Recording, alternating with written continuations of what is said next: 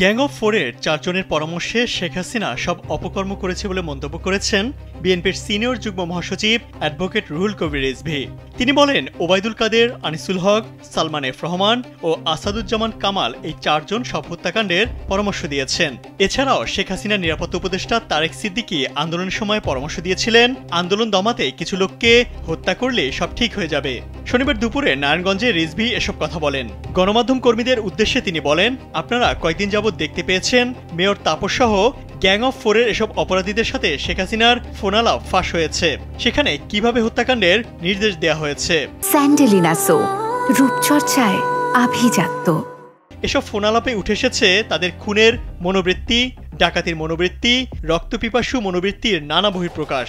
রুহুল কবির রিজভী বলেন, আন্দোলনে 1400 থেকে 1500 শিক্ষার্থী, রিকশাওয়ালা, শ্রমিক সহ হত্যাকাণ্ড থেকে কেউই বাদ যায়নি। শেখ হাসিনার এই রক্তপিপাসু নেতৃত্বের কারণেই ছটফট করছিল মানুষ। তার ক্ষমতার পুনরাবৃত্তি মানুষ চায় না বলেও মন্তব্য করেন রুহুল কবির রিজভী।